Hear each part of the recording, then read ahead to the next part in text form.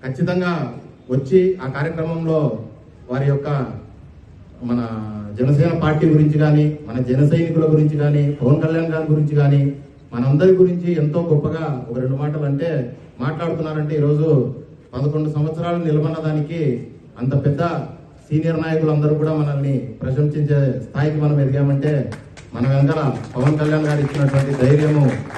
ఆయనకు ప్రత్యేక కృతజ్ఞతలు. అదేవిధంగా జన సైనికులందరూ కూడా కళ్యాణ్ గారు ఏం చెప్పినా ఈ 11 సంవత్సరాలలో ఆయన వెంట నాయకులు లేరు, కుటుంబం కూడా ఈ మధ్యనే ఒక్కొక్కరుగా ఆయనకు సహకరిస్తూ వస్తున్నారు. ఎప్పుడు కూడా ఆయన వెంట నడిచింది మన జన సైనికులం నడిచినందుకు ఆయన కూడా చాలా గర్వపడతా ఉంటాడు. అందుకోసమే భాగంగా మనల్ని కుటుంబ సభ్యులుగా భావించి మనకు ఎటువంటి ప్రమాదవశాత్తు జరిగిందంటే దానికి ఆ కుటుంబానికి అండగా ఆ కుటుంబంలో ఒక వ్యక్తికి ఏదైనా జరిగితే పెద్ద కొడుకుగా నేను ఉంటానని చెప్పి దెబ్బలు తగిలితే ఒక యాక్సిడెంట్ లో ఆ ఖర్చు మొత్తం కళ్యాణ్ గారు భరిస్తా ఉన్నారు. అలాగే ప్రమాదవశాత్తు ఆ వ్యక్తి చనిపోతే 5 లక్షల రూపాయలు ఆ కుటుంబానికి భరోసాగా ఆయన ఇస్తా ఉన్నారు. ఒక క్రియాశీలక సభ్యులకే కాదు, కార్యకర్తలకే కాదు, ఎన్నో రకాలైన సేవా కార్యక్రమాలు అధికారంలో లేకపోయినా కూడా తను సంపాదించిన సొంత డబ్బులతోటి ఆయన ఈరోజు కౌలు రైతులకు కావచ్చు, మత్స్యకారులకు కావచ్చు, మొన్న వైజాగ్ లో బోట్లు కాలిపోతే వాళ్ళకు కావచ్చు, ప్రతి ఒక్క దాంట్లో తన వంతు తుఫాన్లు వచ్చినప్పుడు కావచ్చు, ప్రతి దాంట్లో ఆయన తన వంతు సహాయ సహకారాలు అందిస్తా ఉన్నారు. ఇదంతా కూడా రాష్ట్ర సంక్షేమం కోసం అని చెప్పి ఆయన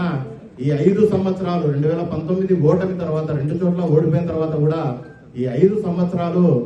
రాష్ట్ర సంక్షేమం కోసం తాను సంపాదించిన ప్రతి రూపాయిని కూడా ప్రజల కోసం ఖర్చు పెట్టాడు. కానీ ఈరోజు అదే రాష్ట్ర సంక్షేమం కోసము బలంగా మనము ఏదైతే 151 సీట్లతో 150 తరగతితో ఉన్న జగనాసురుని మనము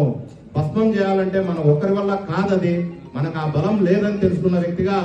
40 సంవత్సరాల రాజకీయ అనుభవం కలిగినటువంటి చంద్రబాబు నాయుడు గారితో ఆయన తీసుకుపోయి 53 రోజులు జైల్లో పెడితే బేషరతుగా జైల్లో రాజమండ్రి జైల్లో కొత్త అనౌన్స్ చేసినటువంటి వ్యక్తి మన పవన్ కళ్యాణ్ గారు. కాబట్టి అటువంటి అనుభవం కలిగిన చంద్రబాబు నాయుడు గారి నాయకత్వంలో కళ్యాణ్ గారు ఏదైతే మనకు దిశానిర్దేశం చేస్తారో తూచా తప్పకుండా పాటిస్తూ మన మధ్య కొత్త ధర్మంలో ఉన్న పార్టీల మధ్య ఎటువంటి పొరపచ్చులు లేకుండా తెలుగుదేశం తమ్ముళ్ళు కావచ్చు, జన సైనికులు కావచ్చు, తెలుగుదేశం నాయకులు కావచ్చు, మన నాయకులు కావచ్చు, ఒక సమన్వయంతో ఈ 2 నెలలు మనం కష్టపడి పనిచేసుకొని మన ఉమ్మడి అభ్యర్థి అయినటువంటి